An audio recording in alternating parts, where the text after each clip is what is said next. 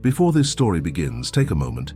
If you believe that some heroes never stop protecting, even when everything else is falling apart, subscribe to Silent Heroes Stories and stay with us until the end. And tell us in the comments, what would you risk your life for? Because during this flood, one retired police K9 refused to abandon his post, and what he was guarding changed everything. The rain had not stopped for 3 days.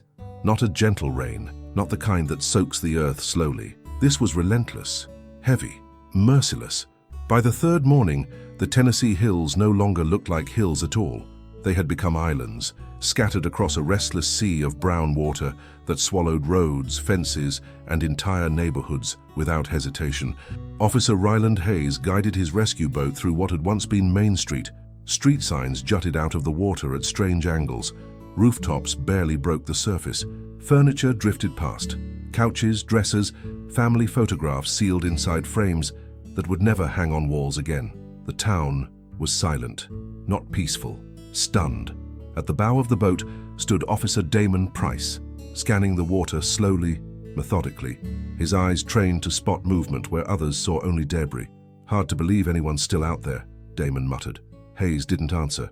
He'd learned during disasters like this that silence usually meant someone was still waiting to be found. Then Damon froze. "Ryland, stop." Hayes eased the throttle. "What is it?" Damon pointed ahead. At first, Hayes saw only the roof of a sedan, half submerged, rocking gently with the current. The waterline lapped dangerously close to the edge, threatening to swallow it completely. Then he saw movement. A German shepherd stood on top of the car. The dog was soaked to the bone, fur plastered against a powerful frame. His legs trembled slightly, not from fear, but from exhaustion. Still, he stood tall, balanced like a statue carved from determination. His ears were pinned back against the wind. His tail hung low, but his eyes were locked on the windshield, unmoving, unblinking, like a soldier refusing to abandon his post. "That dog's been there a while," Damon whispered. Hayes slowed the boat. As they drifted closer, the shepherd noticed them and growled. It wasn't the sound of a wild animal. It wasn't frantic or aggressive. It was measured, controlled, a warning. The boat rocked as debris bumped against its side. Hayes lifted a hand slowly, signaling Damon to stay calm. "Easy, boy," Hayes called out. "We're here to help." The dog didn't relax. Instead, he moved sideways, deliberately, placing his body directly in front of the windshield, blocking their view, protecting it. "That's not normal," Damon said quietly. "He's guarding something inside the car." Hayes nodded. He leaned forward with a boat hook, gently scraping mud from the glass to see inside. The dog snapped, not at Hayes, at the glass, precise, calculated, like he was saying, "Don't touch this." Hayes's pulse quickened.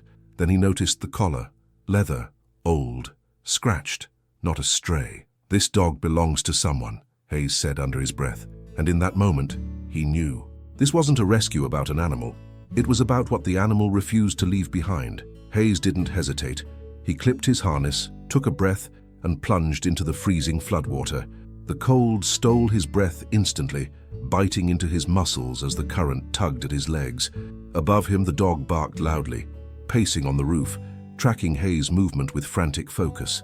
Hayes reached the driver's side window and shined his flashlight through a tiny gap in the grime. And then his blood ran cold. Inside the car, half floating in murky water, was a turquoise backpack, metal pins, sewn-on patches.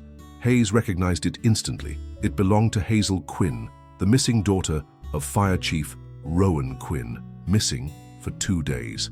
Hayes's heart slammed against his ribs. "Damon!" he shouted. "This is Hazel's bag." The German shepherd let out a sound that shattered the quiet. Not anger, not fear, grief, a deep, aching whine that carried across the water like a plea. Hayes smashed the window with his rescue hammer. Water surged out. A notebook floated free, then a phone, then a plastic sleeve containing a photo ID. Hazel Quinn stared up at him through muddy water. Alive or dead, no one knew yet. The dog whined louder, nudging Hayes's arm, sniffing the backpack desperately. He wasn't guarding an object. He was guarding hope. Hayes pulled himself back into the boat. The dog hesitated only a second. Then, as if realizing these men were his last chance, he leapt straight into the boat, soaked, shaking, exhausted, but still standing, still alert, still working. The moment the German shepherd landed inside the rescue boat, The space felt smaller, not because of his size, but because of the intensity he carried with him. Water streamed from his fur, pooling at the officer's boots. His chest rose and fell in deep, controlled breaths.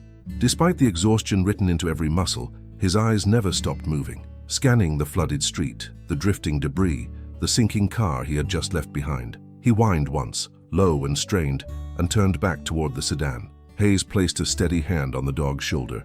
"Easy, boy, you did the right thing." The dog didn't resist the touch, but he didn't relax either. Damon crouched beside him, noticing details Hayes had missed at first. The scars along his flank, the faint stiffness in his hind leg, the disciplined way he sat despite the chaos around him. "This isn't just someone's pet," Damon said quietly. "This dog's trained." Hayes nodded. He reached for the collar. The leather was worn smooth in places, cracked from years of use. Stamped faintly into the metal tag was a single word: Ranger. Below it, barely legible, Retired K9. Hayes exhaled slowly. "So you're still working," he murmured. Ranger's ears flicked at the sound of his name. Back at the command center, the atmosphere changed the moment Ranger stepped off the boat. Volunteers stopped moving. Radios quieted. Eyes followed the dog as he paced anxiously near the folding tables, his nose dipping toward the backpack, then lifting again as if searching the air for something that wasn't there. Chief Rowan Quinn stood near the map table, soaked turnout gear hanging heavy on his shoulders. He hadn't slept in 2 days. When Hayes placed the turquoise backpack on the table, Quinn froze. For a long moment, he didn't touch it, didn't speak. Then his hand trembled as he reached forward, fingers brushing one of the metal pins sewn into the fabric. Hazel's. His knees nearly gave out. "That's my daughter's," he said hoarsely. The room fell silent. Hayes explained everything. The car, the dog, the way Ranger had refused to leave. Quinn listened without interrupting, his jaw clenched tight. When Hayes finished, Quinn looked at Ranger. Recognition flashed across his face. "That's him," Quinn whispered. "That's Ranger." Ranger lifted his head at the sound of Hazel's father's voice. He stepped forward once, then stopped, waiting. "Hazel adopted him after his handler was killed," Quinn continued. "He was supposed to be retired, living a quiet life." Ranger whined softly. "She doesn't go anywhere without him," Quinn said. "If Ranger was guarding her things, then Hazel was close, or she wanted him to stay behind." The implications settled heavy in the room. Ranger began pacing again, restless now, urgency rising in every movement. "He knows where she is," Damon said, "or at least where she was." They traced Hazel's phone data next. Signal pings lit up the map, weak, intermittent, distorted by the storm. But there was a pattern. Every trace pointed toward the same area, a rural road near the edge of town, deep inside the flooded zone. One address stood out, Logan Varner, a name already flagged in the system. "Young guy," Damon said, scanning the file. "Petty theft, trespassing, reports of illegal wildlife handling, weird equipment." Quinn's face darkened. "Hazel was tutoring him," he said quietly. "She said he was troubled, not dangerous." Ranger stopped pacing. His head snapped up. He stared at the map. At one location in particular, his body stiffened. Hayes felt it immediately. "That's our direction," he said. "He's telling us." Quinn didn't hesitate. "Let's go," he said. "Now." The boat ride to Logan Varner's house felt longer than it was. The water grew rougher as they pushed deeper into the flooded outskirts. Trees leaned at impossible angles. Power lines dipped dangerously low over the surface. Ranger stood at the bow, nose lifted, tail rigid. Every few seconds he whined, not panicked but urgent, like a ticking clock. When the house came into view, half collapsed and surrounded by swirling water, Ranger barked sharply. Logan Varner stood on the roof, soaked and shaking. "I didn't do anything," he shouted as soon as he saw the boat. "I tried to help her." Chief Quinn rose to his feet, fury blazing through exhaustion. "Where is my daughter?" Logan's eyes darted. "The basement," he stammered. "She slipped. The water came too fast." Hayes didn't wait. He jumped from the boat, wading through chest-high water toward the house. Behind him, Ranger lunged forward, barking furiously, straining against Damon's grip. "Let him go," Hayes shouted. Damon unclipped the leash. Ranger surged ahead, straight toward the basement door. The basement door resisted for only a second. Then it gave way. A surge of filthy floodwater burst outward, knocking Hayes back against the railing as the smell hit him. Oil, mold, rust, and something far worse. The kind of smell that told you time had already been lost. Ranger didn't hesitate. The moment the opening appeared, he plunged forward, paws splashing into the dark stairwell, barking with a force that echoed through the broken house.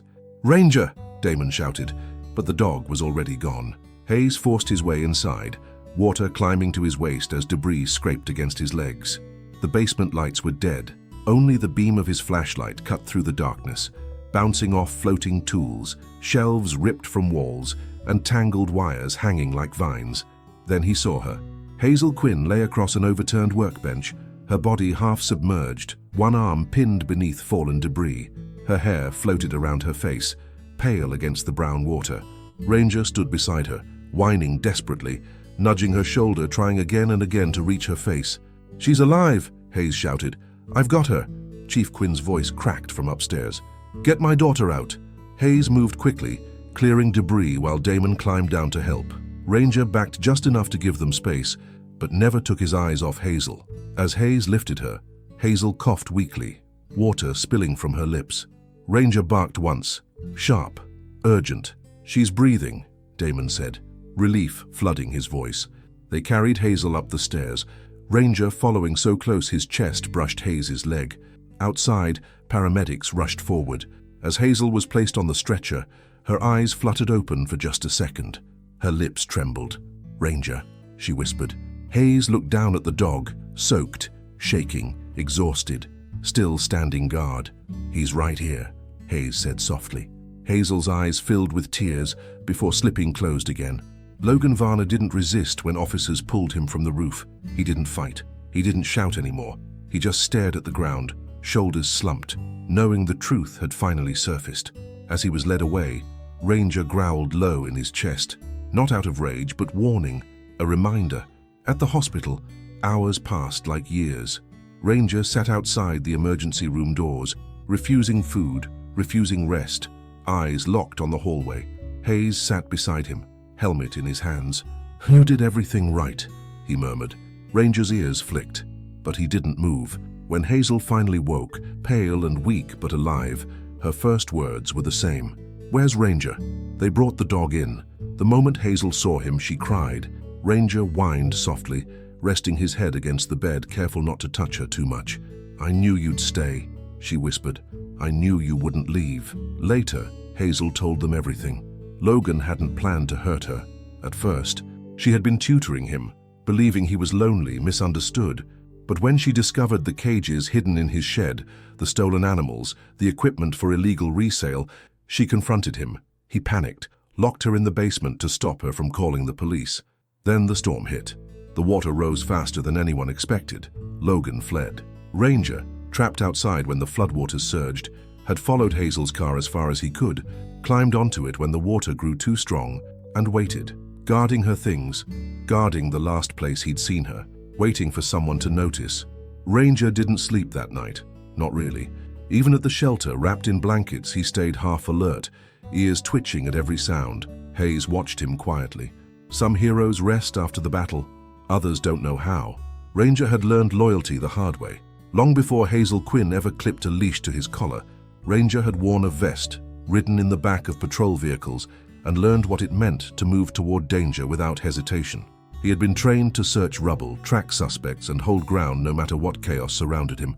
But it was Hazel who taught him something different: patience. When Ranger's handler was killed during a late-night call 2 years earlier, the department did what it always did: reassigned equipment, filed reports, and retired the dog deemed too bonded to return to duty.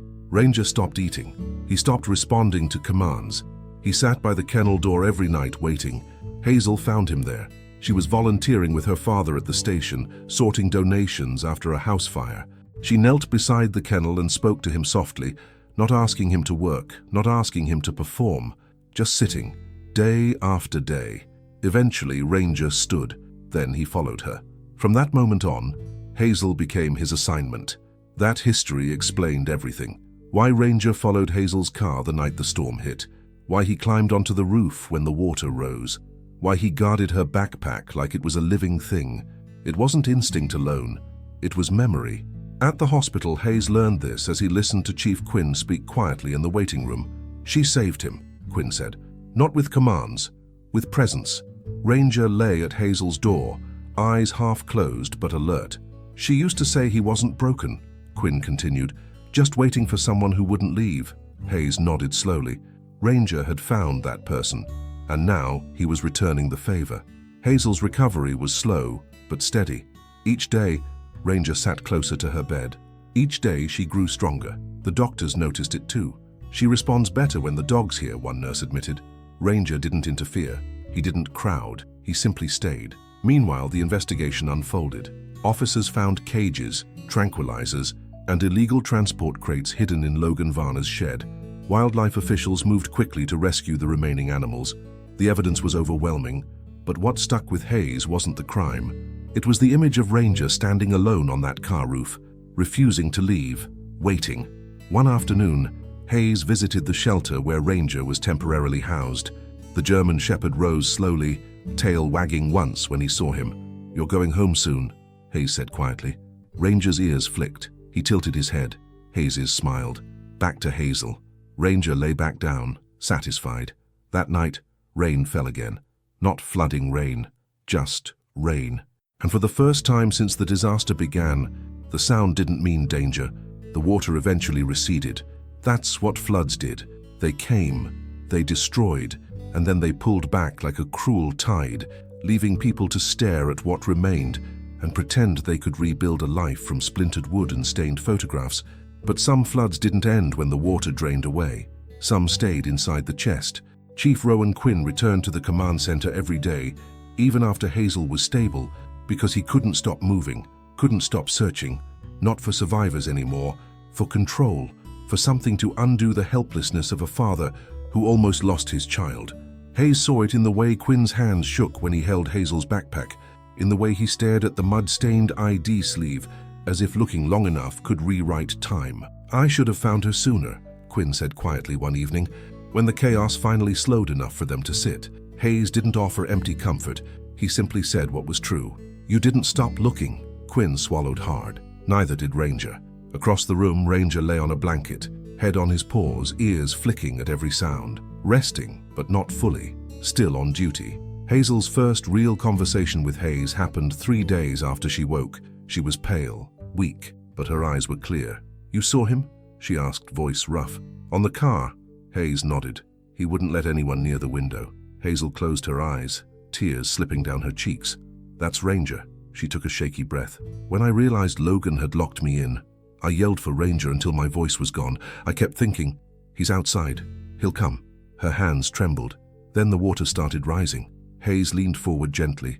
"How did you survive?" Hazel swallowed. "I climbed onto the workbench. I held my breath when the water hit my face. I just kept thinking Ranger is still out there." Her voice broke. "I didn't want him to die, looking for me." Hayes felt his throat tighten. "He didn't die." Hazel nodded, tears falling harder now. "I know, because he never gives up."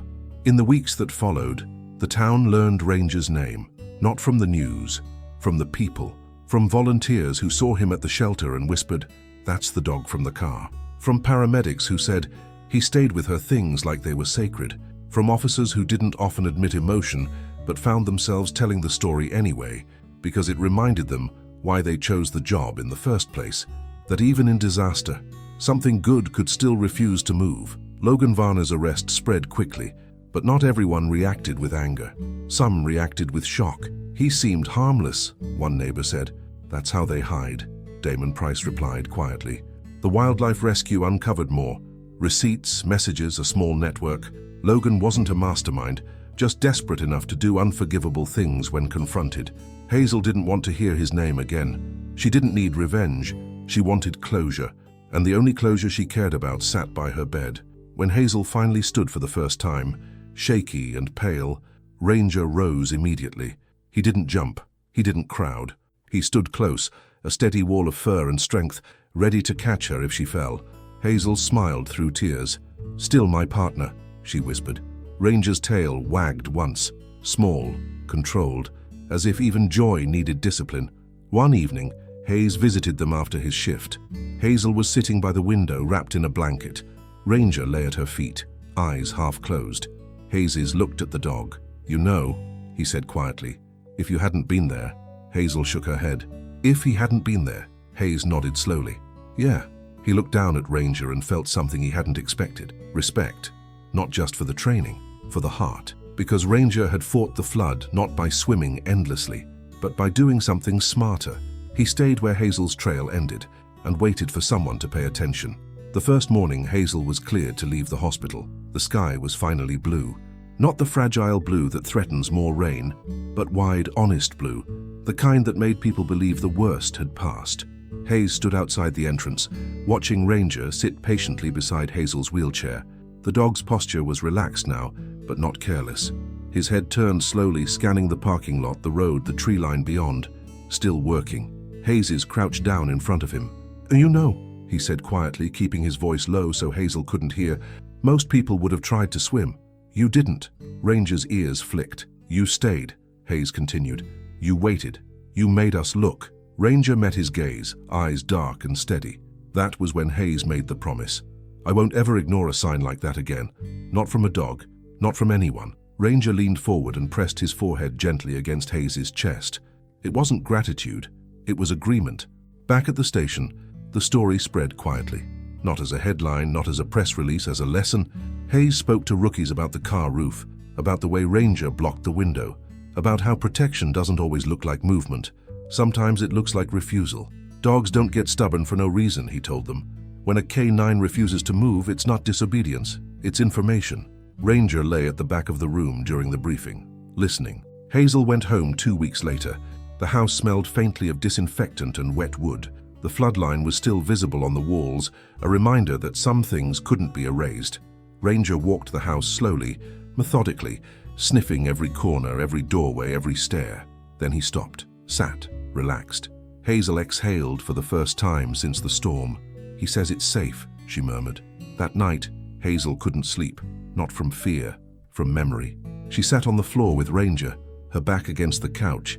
"I thought you were gone," she whispered, "when I couldn't hear you anymore." Ranger shifted closer. She rested her forehead against his.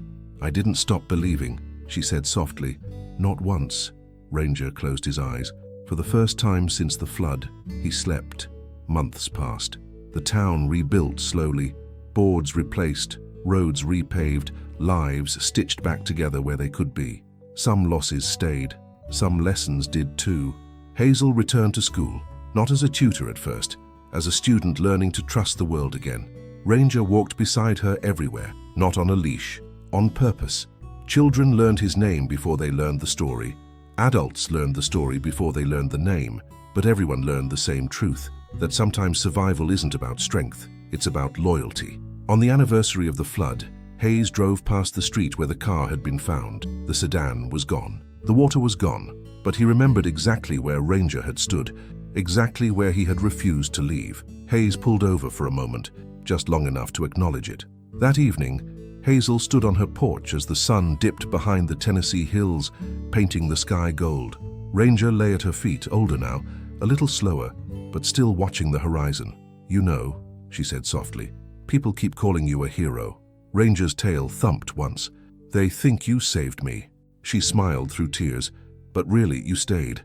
Ranger rested his head on her boot. That was enough. Some rescues happen because someone runs toward danger.